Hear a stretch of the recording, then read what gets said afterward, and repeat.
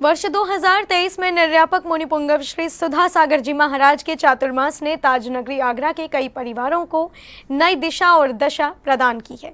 ऐसे कई परिवार हैं जिन्हें पहली बार प्रतिमा विराजमान करने का अवसर प्राप्त हुआ है।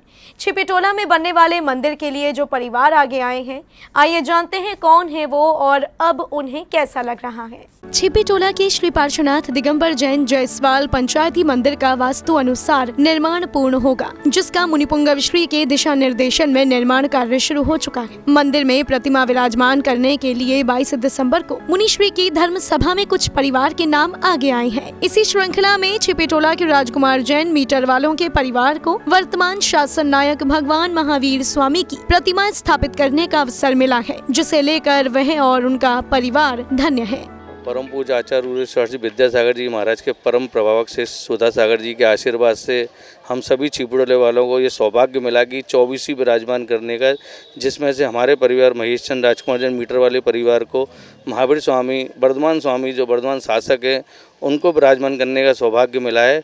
और हमारे लिए बहुत खुशी की बात है, हमारे परिवार के लिए बहुत खुशी की बात है, हमारी समाज के लिए बहुत खुशी की बात है कि 24 तीर्थंकरों को हमें एक साथ दर्शन करने के लिए मिलेंगे। उदय चंद जैन, राजन कुमार जैन, खेरिया वालों के परिवार को 23वें तीर्थंकर मूल नायक भगवान पार्श्वनाथ जी की प्रतिमा विराजमान करने का सौभाग्य मिला है। परम पूज्य गुरुवर के आशीर्वाद से हम लोगों को पार्श्वनाथ 23वें तीर्थंकर श्री पार्श्वनाथ भगवान की प्रतिमा विराजमान करने का हमारे परिवार उदय चंद, राजेंद्र कुमार जैन, संजीव जैन खेरिया वालों को प्राप्त हुआ, जिससे हमारे परिवार के अंदर बहुत खुशी की लहर है, क्योंकि हमारे यहाँ के मूल नायक भगवान भी श्री पार्श्वनाथ भगवान है और गुरुवर का विशेष आशीर्वाद बना रहा। और हम चाहते हैं गुरुवर की कृपा सदा हम लोगों के हमारे परिवार के ऊपर बनी रहे और परिवार तो खुशी है जिसको हम जाहिर नहीं कर सकते। भगवान अनंतनाथ जी की प्रतिमा विराजमान करने का अवसर मिला है, जिसे लेकर छिपीटोला के नरेश कुमार जैन ने कहा कि धन्य हो गए कि स्वयं मुनिश्री ने उनके परिवार का नाम लिया।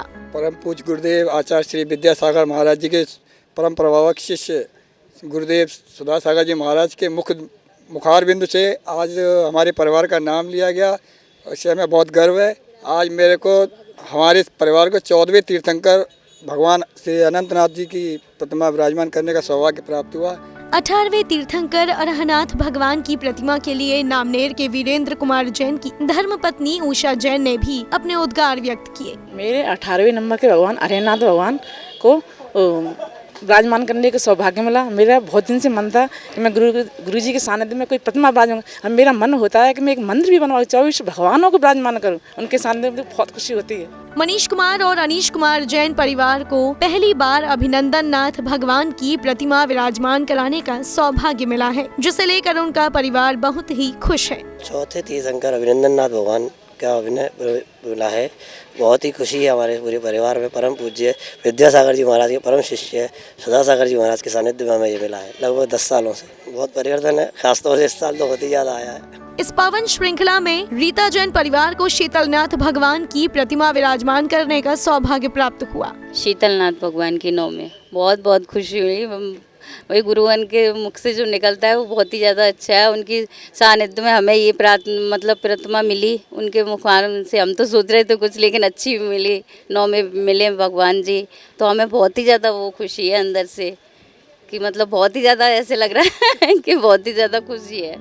श्री जैन ने कहा कि धन्य ही नहीं बल्कि गौरवान्वित भी है जिन्हें मुनिपुंगव श्री सुधा सागर जी महाराज के सानिध्य में प्रथम तीर्थंकर भगवान आदिनाथ की प्रतिमा विराजमान करने का अवसर मिला है। हमें प्रथम तीर्थंकर आदिनाथ भगवान की प्रतिमा का सौभाग्य प्राप्त हुआ है।